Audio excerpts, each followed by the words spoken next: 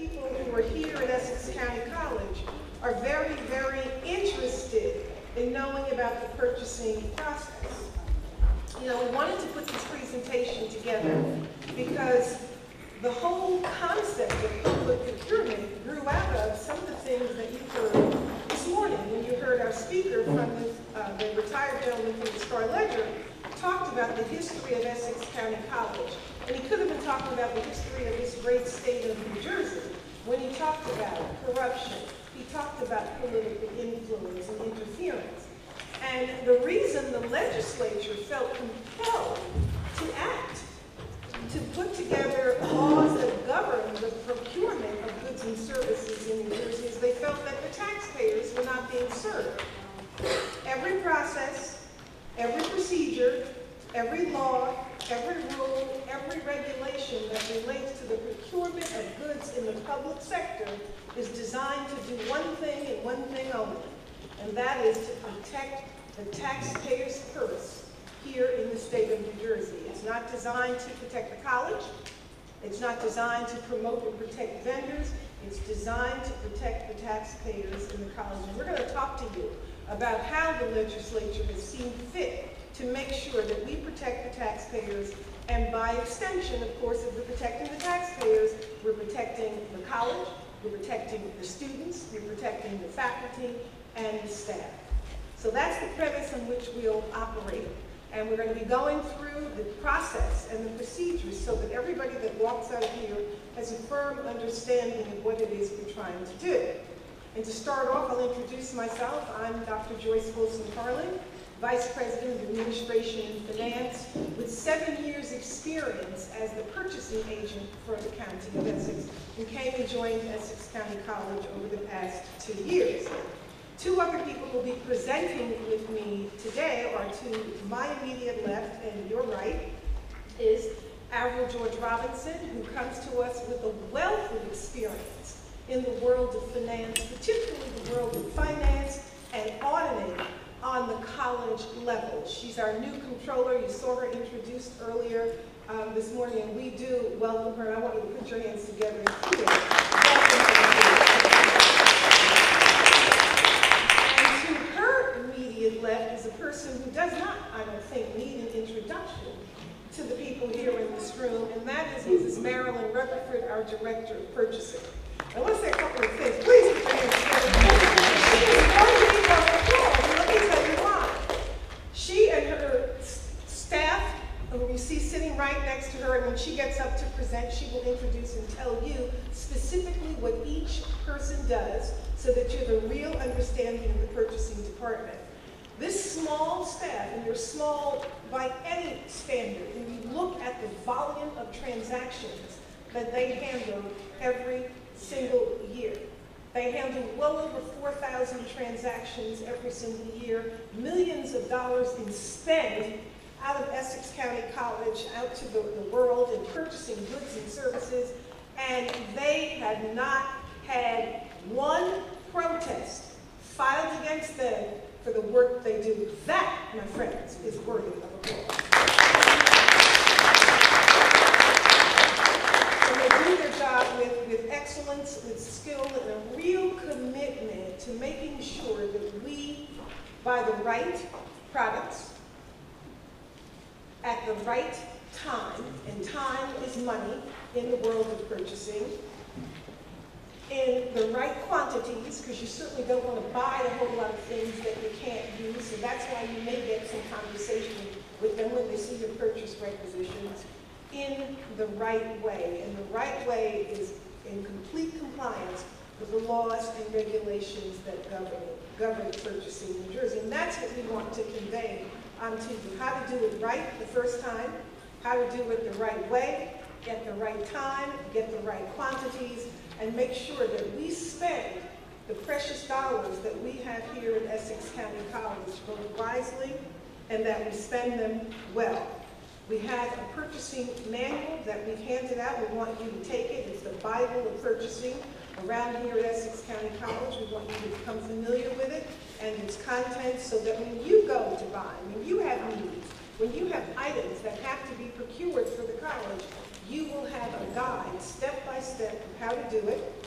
You'll find that there's some terms in there that we're going to explain as we go forward. But our goal is to tell you the who, what, when, where, how, and why of purchasing, so that we don't waste time and we certainly don't waste money. And we only have 40 minutes. We do want to leave some time open for your questions, because we hope that you've got a lot of questions. We certainly get them as we're going through the purchasing process when you look to procure goods and services. So we want to answer them here in this forum today. And first up to talk about the functions of the purchasing department is Ms. Marilyn Rose. Marilyn?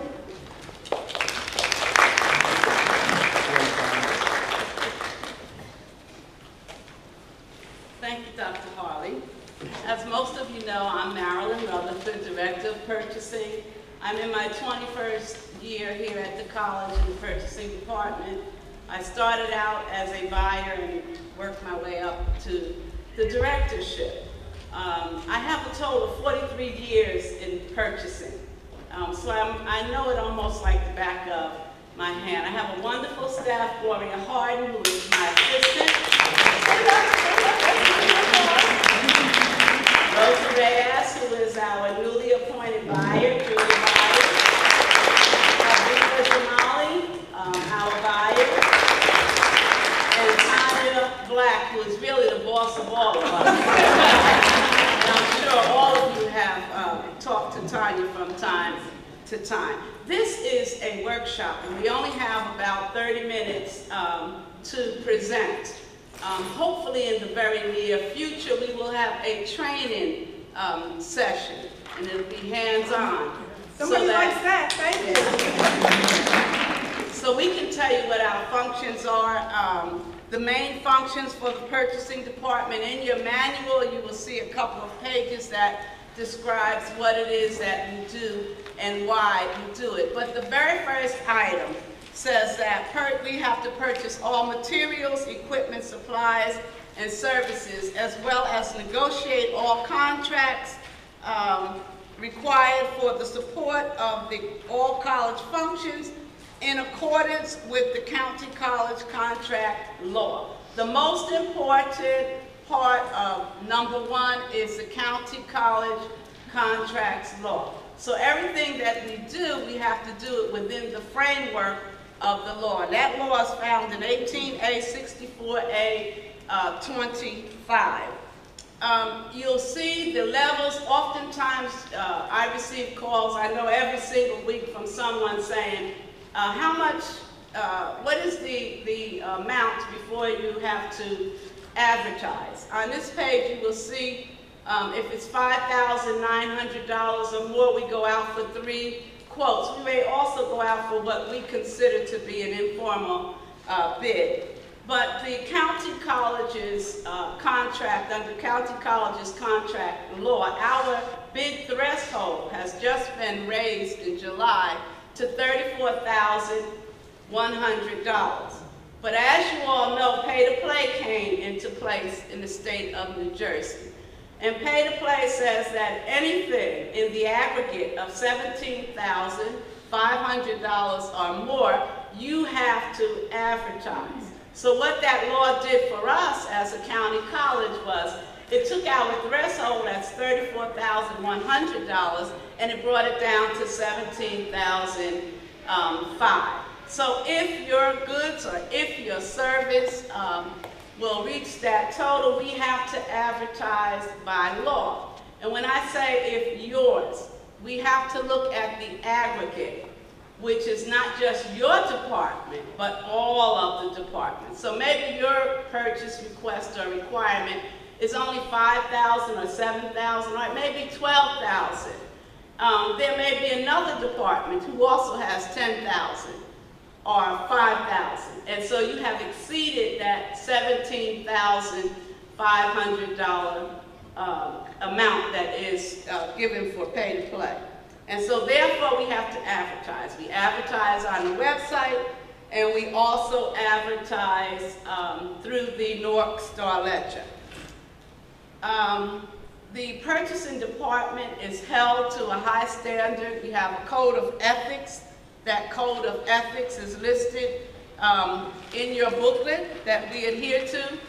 And I can say this as the director, we have never once been questioned. I know in the 21 years that I've been here, we've never once been questioned about the way that we conduct business. And I know all of you all have a favorite friend or someone that you know that could give us whatever it is that we need, whenever it is that we need it, and you know this person is reliable, and we appreciate that. We appreciate your recommendations. However, we strongly adhere to the code of ethics that we as a department are held to. The code of ethics for purchasing comes from the National Association of Educational Bias. However, if you look in the county contracts law, you will see straight from the state of New Jersey, the comptroller's department or division, it's called a procurement compliance division. And you will see there also the code of ethics that we are held to. And we try to stick to those that code of ethics. And I can say that all of my ladies are very ethical. Purchasing procedures, before we get to those, okay, before we get to the purchasing procedures, or as we get to them, Dr. Harley will give you some information and then I'll come back. Okay. Thank you, Marilyn. You're welcome. And we can't emphasize enough the point that Marilyn made about the high standard to which the purchasing department is held, and the high ethical standard that every single one of the people that you see sitting here meets. And she talked about what the role of the purchasing department is. And the role is truly to be an assist to you, because we know there are things that you need to buy. So let's say you do have a friend or author or relative in the business of the item that you want to buy. We can certainly let that person know through advertising that we're going to purchase the good or service they sell. But we can't go around the regulations and go directly to that person. That would be unethical. That certainly wouldn't be in the best interest of the taxpayers, because the theory is that the more competition you have to purchase anything, the better the price that you'll get. And we've seen that time and time again. So the goal is to assist you to make sure that you walk a straight and narrow line like we do, and to protect the reputation, of course, of the college, because you heard this morning about the number of elected and appointed officials, and if you lived in Essex County for any period of time, you've seen so many people walk out doing the perp walk in handcuffs saying, I can't wait to have my child because I know I'll be innocent, and 9 times out of 10, of course, they're not. It's never happened here, and that's something everybody in this room can be proud of. And when we talk about the assist that we want to give you, we assist you in making sure that you stay on the right side of the law, but we also want to assist you when you try to describe the good or service that you're looking to purchase. And the people in purchasing are very, very good about helping you write specifications. You have to have some idea, of course, of what it is that you want to purchase, but they're very keen on helping you describe with great specificity the item that you want to purchase. Because when we go out to advertise, and we advertise to the world that we're looking to buy a certain good or service, the more specific we can be about what it is you're trying to buy, be it a good, be it a service, the better the responses we'll get, and guess what? The better the prices we get. Because we're always looking to make sure that we don't spend a penny more than we have to for any good or service that we need to procure. And given our spend, the amount of money we spend purchasing goods and services, and there's virtually nothing you could really sell that we at some point in Essex County College's life and history and life cycle, there's virtually nothing that you can make that we would not have to buy.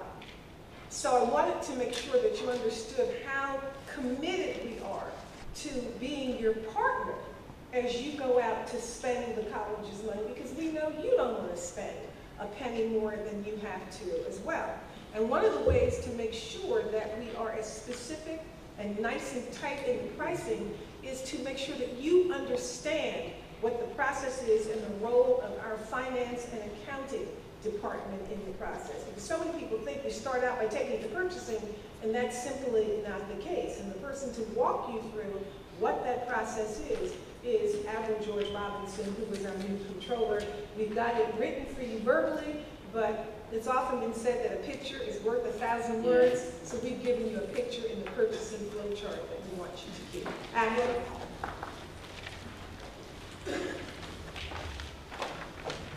Thank you, Dr. Howley. Thank you all for your warm welcome.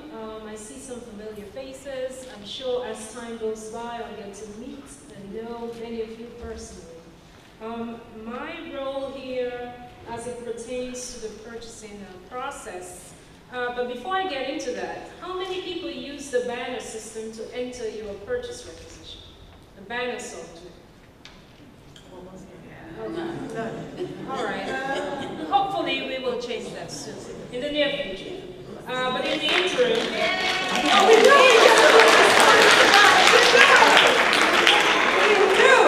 we're currently working with IT to ensure that that you're able to enter your purchase requisitions into banner software from your departmental level.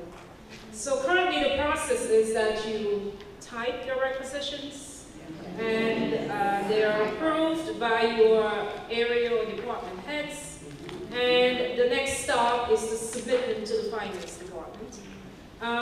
When they do get to us, we have to enter them in banner. We have to ensure that the account codes, that is the organizational code, the fund code, and the expense codes are correct. We also ensure that the budgets are available to purchase what you need. What we are trying to encourage at this time is that your area heads and your department heads do have access to their budgets in banner.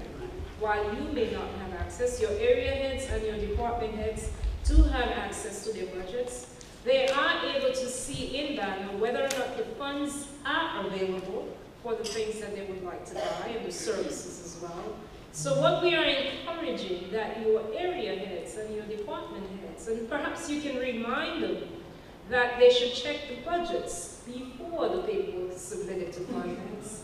Because by the time it gets to us, we are going to go into banner to see if the account codes are correct, if the org code is correct, if the fund code is correct, and if the budgets are available. And then if it's not, we call that insufficient funds.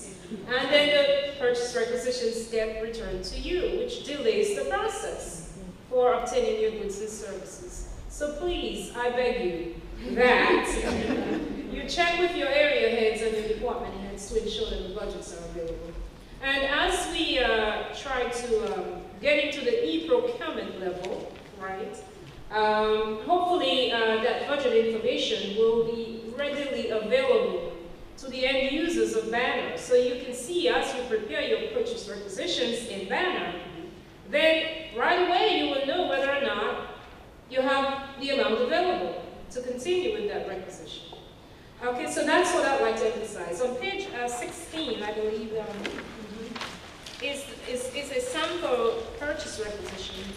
And I believe most of you are familiar with the section where you are to indicate your account number. Your budgets are allocated by line items, by account numbers. So again, your department heads, your area heads are familiar with those line item numbers, those account numbers. So please double check with them before the requisitions are submitted. Perhaps they can familiarize you with those account numbers as well.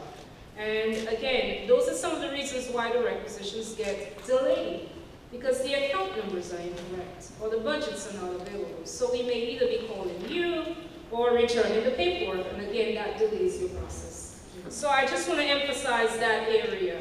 The budgets must be available, the account numbers, the fund code, the OP code, those must be correct. And hopefully as we move into technology, that will kind of eliminate that delay because of those reasons. Thank you. There's a question in the back. Yeah, I had a question. Could you speak up so we can hear you up front? Yeah, I had a question. Since you mentioned, you said as we move into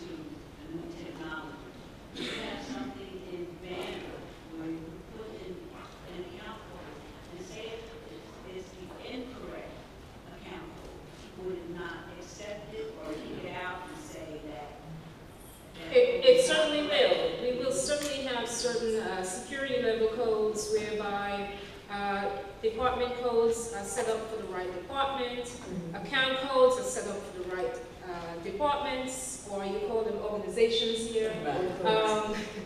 We will certainly ensure that these security features are put in place, and that, as you said, if you do enter the incorrect organizational code or account code, that it will prevent the requisitions from being processed in the system. Certainly. And obviously, if the funds are not available as well, that requisition will not be processed through bank. At that level, then you will be entering that information. And to your point, right now, if you submit the purchase requisition form that Apple has referred to you on page 16, there are a couple of things that you really want to pay attention to. One is make sure you have your signatures of your area heads and department heads, because we can't accept it without those signatures. And just as we in the finance department look at those board codes, we're going to make sure that Banner is at least as smart as we are in terms of being unable to move your document forward. If we could do it electronically, look at the amount of time we would save, because you would know automatically that you've done something in error. You'd be able to correct it without having sent it on and having a lot of people's hands touch it, which delays the process, and as you know, time is money, particularly when you're procuring goods and services. Thank you. Okay, thank you, Admiral. Take a look at page 6, which is the, page 7, which is the purchasing flow chart, which gives you a step-by-step view of what happens with your purchase requisition when it leaves your office and your hands. Now, Admiral has brought you up to the point where you filled out the document, you've got it signed, you've got the account number right, you've got money in your budget, and that's real important, and part of the empowering you to enter your purchase requisition just to make sure you know what's in your budget through your department heads, and we hope that that drills down to the people who are actually doing the purchasing for their respective departments. We call them purchasing liaisons. You know, you're the person that handles the procurement for your department. You need to know what that budget is, and we know that technology is available so that we can empower you to take a look at it and know whether or not you've got money to spend. So we've gotten to the point where you passed all the muster and the keen scrutiny of our finance and accounting department, and now that it's been entered into Banner, purchasing takes over. And there are two ways, and I'm going to ask you to just follow through the track. There are two ways that we handle it. The first are the quotes, and I'm going to ask Marilyn to come and walk you through that, and then I'll come back. Because when I wrote up the description of what this session is going to be about, everything you want to know about purchasing but we're afraid to ask, one of the things we say to the Convocation Committee is we're going to teach you to speak Portuguese, the language of purchasing. Okay, just before I start with the flow chart for quotes, I want to back up and say for consultant forms, and I neglected to discuss that. When you have a consultant or someone that's going to provide a professional service, you all know that the procedures are a bit different. And oftentimes you have a contract, or every time you should have a contract. Before your requisitions, your requests ever get to purchasing, they need to go to legal first for review. Is everyone aware of that? You can't just send them through unless legal has already approved it. I have some that I just received Thursday that I now have to return because they have not gone through legal review. But before I get them, they need to go through that review. Same thing with NSFs. Many of you have sent through capital requests. Some of you said you don't know the account number. Some of you left it blank. And what that does is it creates a delay. And so Apple has a whole ton of them that I sent back because I didn't want you all to tell me I had them for 4 months or 3 months and I could not process them. And so I put that back on finance. But that's why it's so important that you go through, you look, you know what your budget, your org codes is, your departmental codes, and what the budget budget code is. And that's so that you can expedite that process. Under quotes, once I have received, one other thing I need to say. For computer equipment, computer software, anything that needs to work with the banner system or my portal, anything dealing with the computers, those approvals also, you have to go to IT. IT has to approve all specifications prior to it going to budget and then to purchasing. If you don't, it just delays the process, because by the time I get it, I then send it with a memo to IT or MPT, or if it's a furniture, it goes to Jeff Shapiro, myself, we handle it. And you've seen us in your area, we come and we measure the space and we look at it and we discuss it with you. But those things need to be handled prior to submittal of all of that documentation. So for the quote, I receive it. Depending on what it is, we'll send out a fax request to several vendors and ask them to give to us pricing on whatever it is. Oftentimes, we will combine requisitions so that it might be 4 or 5 departments, and we'll send out for one quotation. Once we have obtained the quotation, the buyers will then issue a purchase order. It will come to me for final approval, and then it goes through the process of the end department receiving a copy, the mailroom receiving all of the additional copies, and county receiving a copy. But that's the real simple part. Quotes are very simple, and it's straightforward. As long as you have your information on there, there will not be a delay in the process. And Dr. Harley's going to talk to you about bids and proposals, RFPs. When Marilyn spoke earlier, she talked about pay-to-play, and she talked about the need to advertise anything greater than $17,500, either your individual item or in the aggregate. And the reason the legislature put the aggregation rules in was they found that people were, more clever than they had suspected. If each of you wanted to buy something and you didn't want to advertise because you had a particular vendor you might want to give that piece of business to, you could just come in under the 17.5, and in theory, you would never have to advertise, and that's exactly what was happening in our state. So the legislature smartened up, and they amended the contract law to say the 17.5 doesn't apply just to your individual purchase, but in the aggregate by commodity, the thing you're buying, or by vendor. Because what you could do is unbundle it and give that same vendor contract after contract after contract after contract that was under 17.5. So when we say that you have violated or you're concerned about the aggregation rules, we're concerned about the whole thing that you're buying, widgets.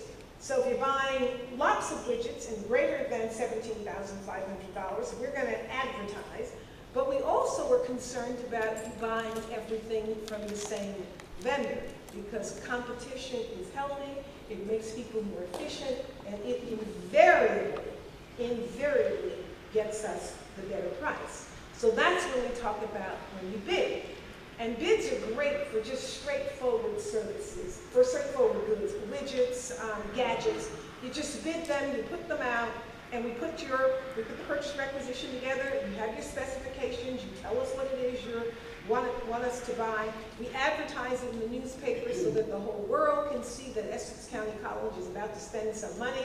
Everybody will then respond to the bid, and we will have a bid opening. We tell them when we advertise, we let the world know when the documents are due in and when we're going to open them.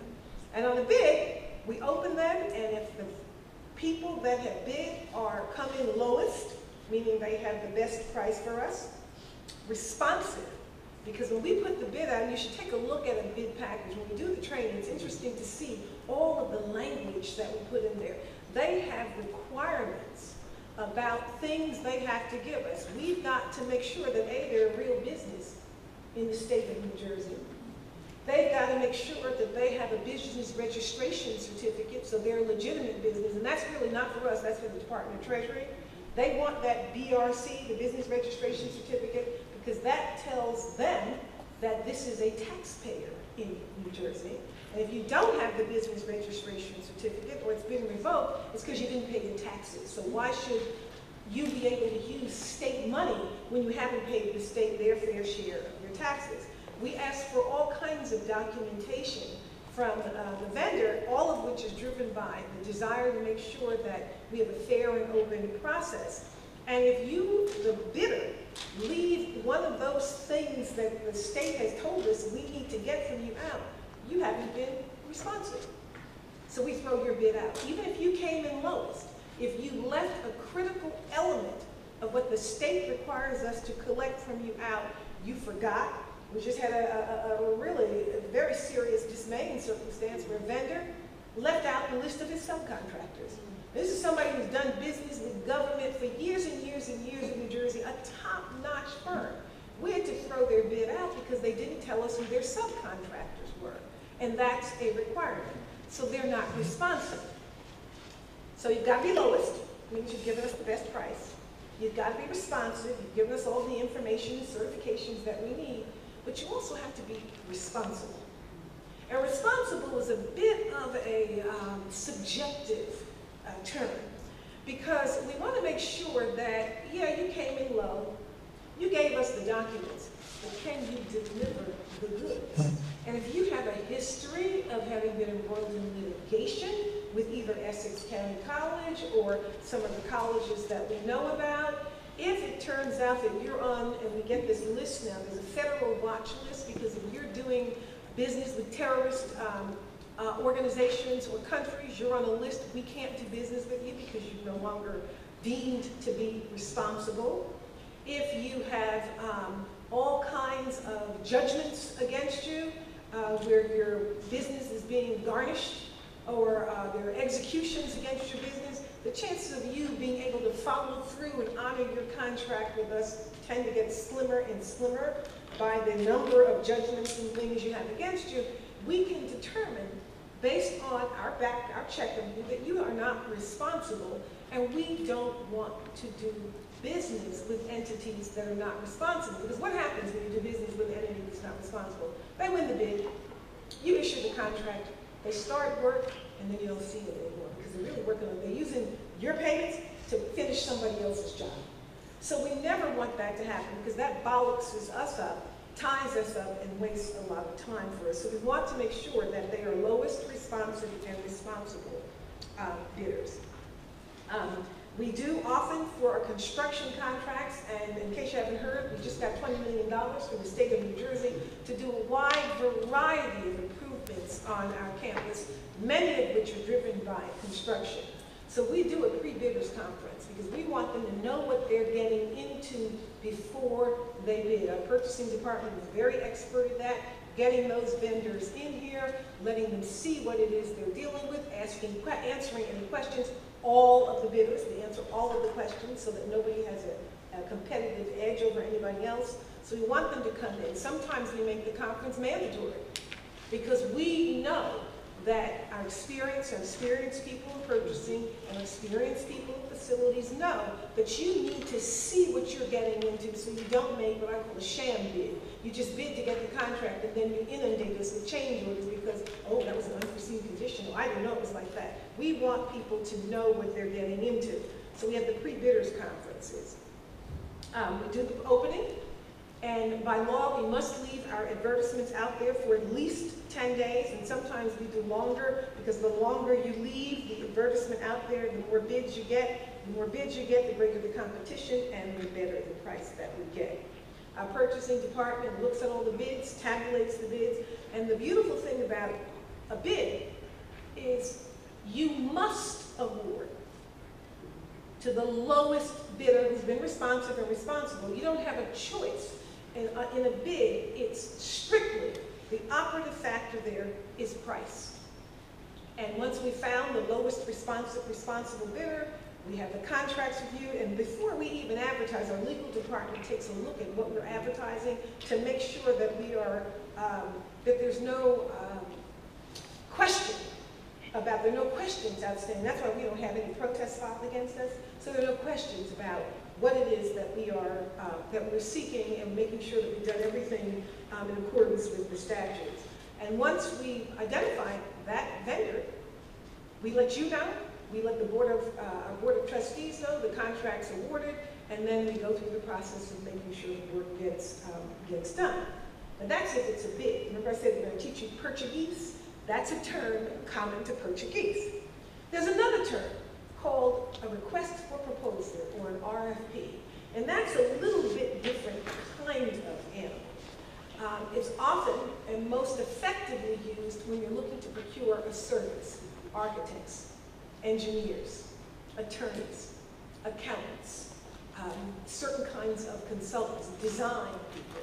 Because in that instance, medical professions, in that instance, the legislature has been wise enough to know that sometimes you don't want to award that contract to the lowest person, the cheapest, if you will, person. You want to be able to do some kind of qualitative analysis. You want to be able to get experience with an engineer or an architect, not just the cheapest one. With a doctor, you don't want to go to the cheapest medical professional. You want somebody with experience that knows that particular area of science, that has excelled and is known for their expertise in that particular area. So in their wisdom, the legislature said, you know what? We understand that there's some things that require qualitative analysis.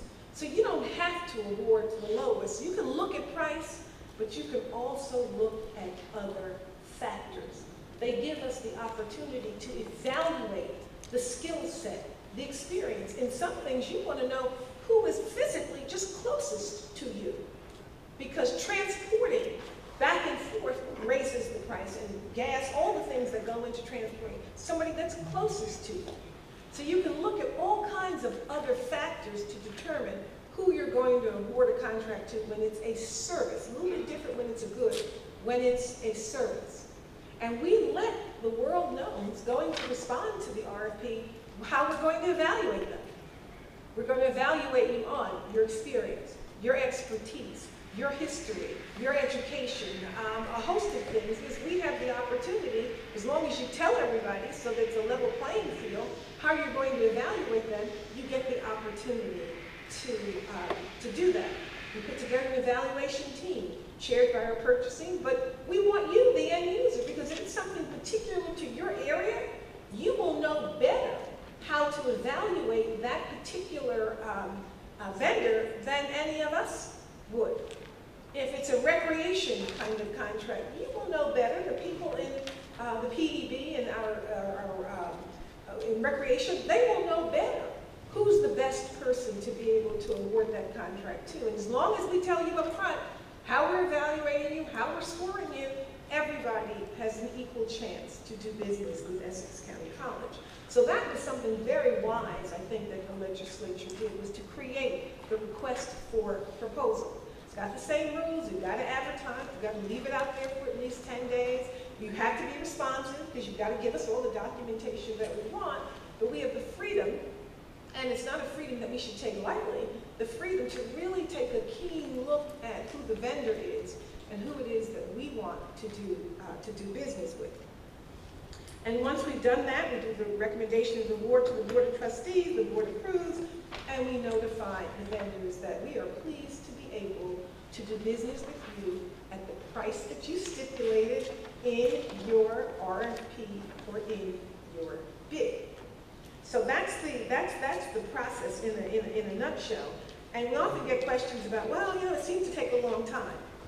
If you turn to page 8, look at that timeline. The optimal, I emphasize the word optimal, the optimal timeline for a bid to become an award is really 36 days. And that's assuming that you, the requester, the end user, has done everything we've asked you to do. You sent us, as Erica talked about, a purchase requisition with the right account number and the right signatures on it. You have been very clear in your specifications to our purchasing department about what it is you're looking to what you're looking to buy. We can advertise in the newspaper. We give you the timeline when we need to have it in so that we can advertise. The average length of time between an ad and the opening of the bid or an RFP is 14 days because we've got to get it to the Star Ledger. They've got to run the ad. We've got to leave it out there for a period of time. We open, and the bid opening process is a public process. Anybody can come. We don't want you interfering with what the purchasing department is doing. But you want to come, and make it your business to come on around, especially if it's your bid or your RFP, to see the opening process. It is a beautiful thing and a wonderful way that our department handles all of that. And we put the packages together, go through legal review, send them up to the president's office, give them to the board of trustees, and in 36 days, that does seem like an awful long time, so that's why it's so important that you plan, that you know what it is that you need. And you don't start the year off not knowing what kinds of things that you need, what kinds of services you need. There's the one-off where something comes up and you absolutely need to have something done very quickly. And often we'll hear from people that, I have an emergency. Well, emergency is a defined term by the statute. Because of the reason that the legislature defined emergency so tightly is that they didn't want people saying, well, it was an emergency, so I had to award to my niece. It was an emergency, I didn't have a choice, I needed it right away, so I had to award to my friend. Emergencies only fit 3 categories. If it's something that adversely affects the health, the safety, or the welfare of this institution and its occupants, we can go straight to a contract with somebody because we've got an emergency on our hands. I'll give you an example. There she is, Miss Grimsley. The roof on the PEB fell in and through a storm, and the Child Development Center was covered by that roof because you know where they're located. Well, clearly, that's an emergency, and it was just the grace of God that nobody was there, am I right or wrong? And no one was injured. That was an emergency. We had to fix that roof. We had little children, 3 and 4 and 5-year-olds there. We have an obligation to those children and their parents to make sure that their environment is safe. So we were able to go out and award that contract right away to get that roof repaired. We didn't have time to go and put together a purchase requisition, put together a bid, and advertise in the paper because it was a safety and health issue that had to be addressed immediately. Now, there was a time where if you were declaring an emergency, you had to let the state know you had an emergency. The Inspector General and the Office of the Comptroller for the state of New Jersey wanted to see how many emergencies were you really having, what was the nature of the emergency. We get all that data, but unless I'm wrong there, I don't think we have to file that anymore with them before we can proceed. No, you proceed and then you still have to notify them. Then you notify them because we couldn't have them holding up health and safety measures, and they were, until they realized that they were now an impediment to the health and safety and welfare of various state-related and governmental organizations. So if it's health, safety, and welfare, there's a little bit of wiggle room with respect to welfare, because what is welfare? Health is clear, safety is clear. So the legislature and the courts have, through rulings, kind of put a definition around what constitutes welfare.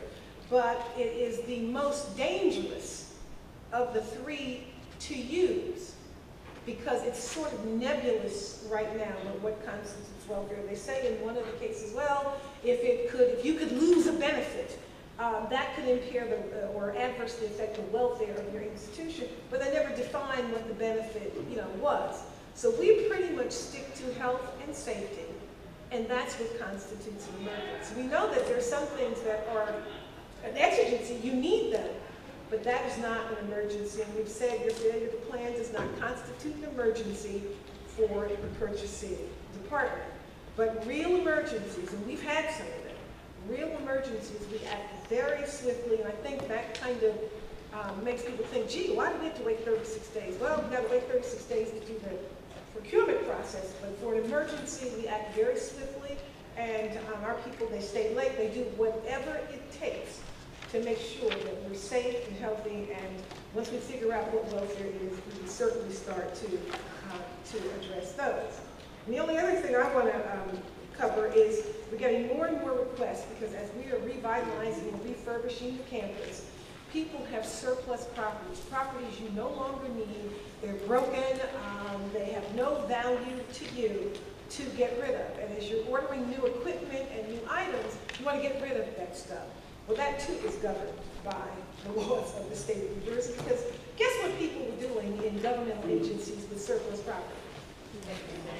Taking them home. That wasn't taking them home. They were taking them home, but that would have probably gone undetected. What do you think was happening around this state with, you got new computers, what say it? They were selling them, reselling them, but you were selling your own. You weren't selling it for the benefit of the college. You were selling your own to other people. They were selling them, or certain items that can be broken down into salvage and scrap, selling them for scrap on their own. And so the legislature realized that that was happening. They're always like trying to catch up with the cleverness of so many people who might have a criminal bent. They put in the law that you can't dispose of public property without advertising. Because advertising, if I've got 10 police cars that we can't use anymore, there may be someplace else that can use them. So if I advertise and you've got to compete, you've got to compete, you've got to compete to get my cars, guess what? I'm going to get the highest price for them. Now we know that we've got some equipment that has absolutely no value. It's so broken or so antiquated, you can declare that it has no fair market value. We've seen a lot of broken chairs. There's really no market for those, and we're pretty comfortable declaring that there's no market. So we have a form for you to fill out. Identify the item. Tell us what it is. Tell us where it's located. Tell us what your assessment of the fair market value is. And we need to capture that data, because if something's no longer in use, we've already carried it on our books as an asset, and we need to depreciate it and take advantage of that depreciation. So we'd like to know what we're taking offline. And there's the process where you fill it out, you send it in, it goes to our controller, because she's got to make sure the books reflect that the item has been disposed of, or that we've taken it off our books. It comes to me, and we send it over to facilities, because they're always helpful. As you know, our facilities department is extremely helpful. They'll come and remove it. There is one kind of equipment that you need to be mindful of, and that is computer equipment. Because our IT department, there's another set of rules which are driven by environmental concerns. They've got to decommission those computers, because we can't put them in the landfill with whatever is in them that is harmful to the environment. So we work very closely with you to dispose, with you and IT, to dispose of those kinds of properties. But our aim is always to please. We want to get that equipment out of your way so that you can move on to the next best thing that's coming your way. But we do have to document and account for it. And I've gotten a number of questions. I'm going to answer a question that hasn't been asked in here, and I'm going to take yours. From people who really have a charitable bent. They know that they're getting new equipment, but there's a nonprofit out there that could use the equipment. They want to be able to donate. And the law permits us to do that as long as the entity is a 501c3 charitable organization.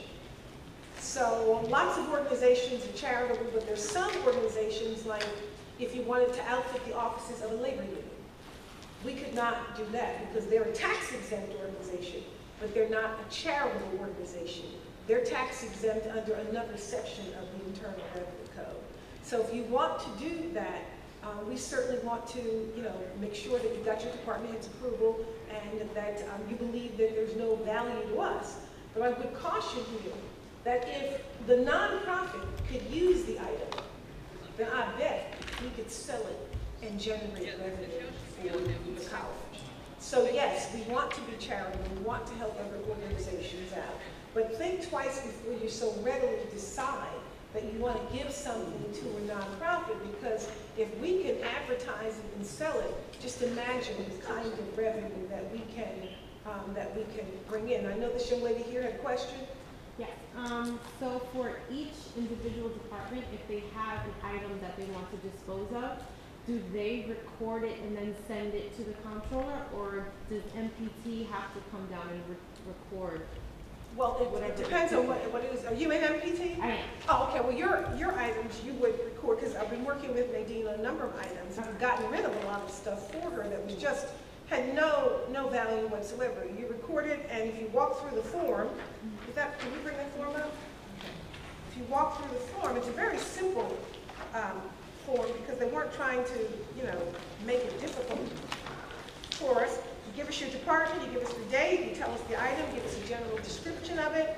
Now, we ask for a manufacturer's serial number, because there was a time when we were capturing that data. People who didn't here realized that there was a time when we did that, and that was a good way for our finance people to track an item. We stopped, for whatever reason, doing that, and we're going to be implementing that again.